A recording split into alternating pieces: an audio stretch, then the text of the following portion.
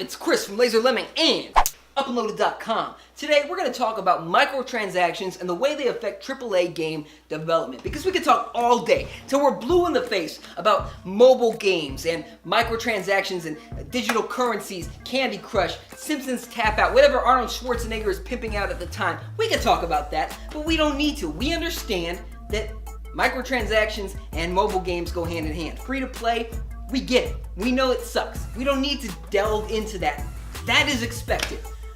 Why I'm mentioning it in the first place is because we need to set the tone. Because that same business model that is used for free-to-play games is being applied to a $60 AAA game. And this isn't new. This has been going on for a few years now, and it sucks. And I want it to stop. And I want you to want it to stop too, because that's the only way it's going to happen. It's not going to happen if I just say I want it to stop. We have to make our voice heard. We have to say something.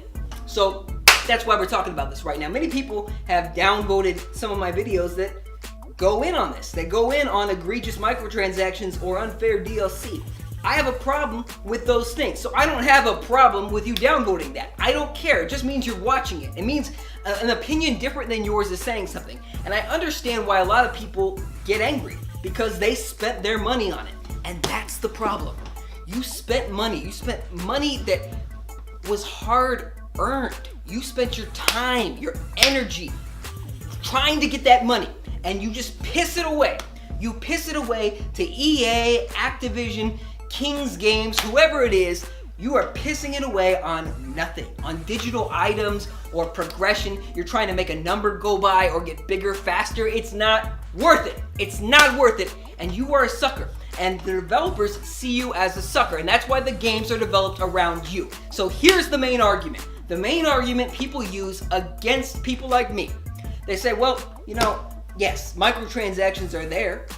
You don't have to buy them though. Nobody is forcing you to buy them. And you're right, nobody is forcing me. That's why I don't buy them. I'm not buying digital hats or costumes or skins or, God help me, loot boxes. I'm not doing that. But one person is. Say there's 10 people out there and 9 of them are not buying any of that crap. I'm one of them. I'm not buying any of that. But there's one person, there's one impulsive person that can't help themselves and they just want to progress faster and get everything right at the start of the game.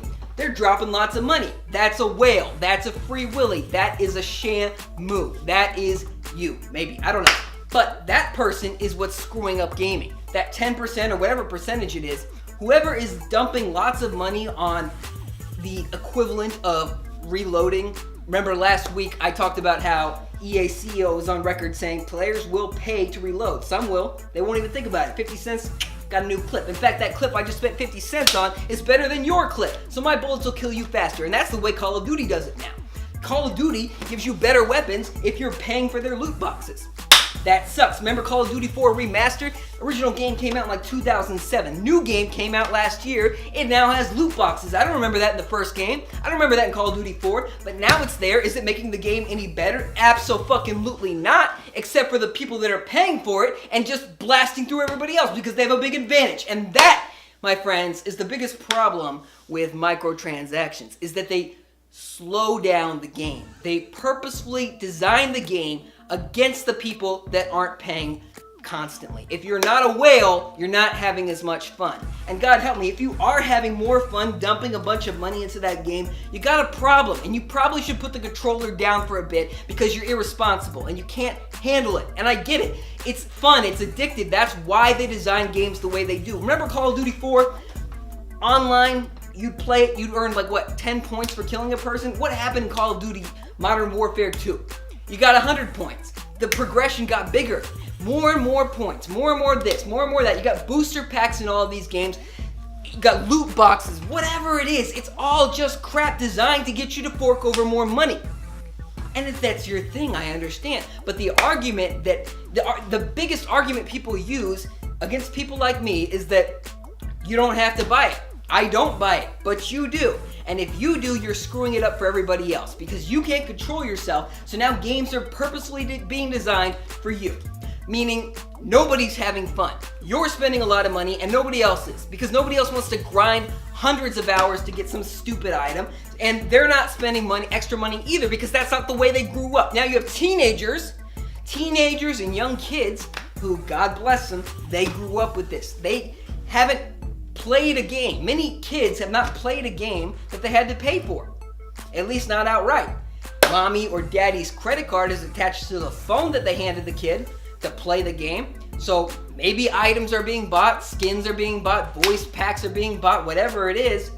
But the game itself was free to play from the jump. And so that's the way kids understand games as they are today. So I feel like this is a lost battle because the youth understand that they were fucked. The youth know no better. Fucked is the neutral state.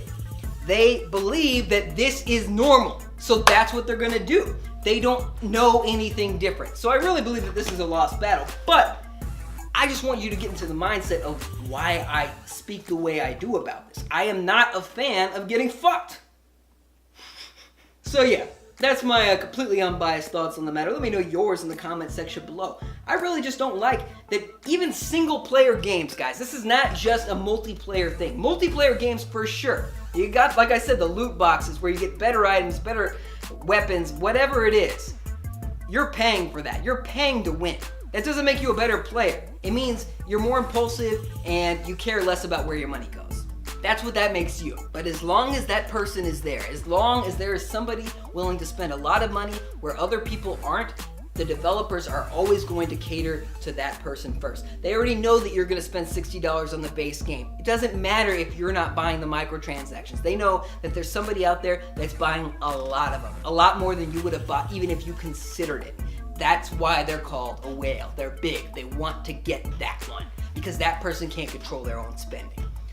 That sucks. And so games are developed that way. Even single player games, not just multiplayer. You got Deus Ex, Mankind Divided. They added microtransactions, one-time use digital microtransactions. They added that. And here's the other thing. Here's the other thing developers and publishers are doing. They are sending review code and review copies of games to reviewers, journalists. So they review the game before it's out. And then once the game is out, there's a day one patch that screws with the whole math of the thing. Every kind of progression, progression rhythm that the reviewer understood it to be. So I'm moving a little bit fast here, but let me show you this example. This has happened. I'm not going to be able to give you an exact game, but let's say Assassin's Creed. The new Assassin's Creed comes out this year. Reviewers get the game. There is an in-game currency called Helix Points or whatever it is. There's an in-game currency that is in the game. It's present in the game, but really the reviewers notice that they don't really need it. They're able to earn the items fairly, and it doesn't take hundreds of hours to do so. Now the game launches. After the reviewer has already thrown out the review. They say, hey, it's a pretty good Assassin's Creed game. 8.5, 8.9, 9.0. That one reviewer gave it a 9.0. It's pretty good. They didn't screw us over on the microtransactions either. Now the game launches. Day one, patch.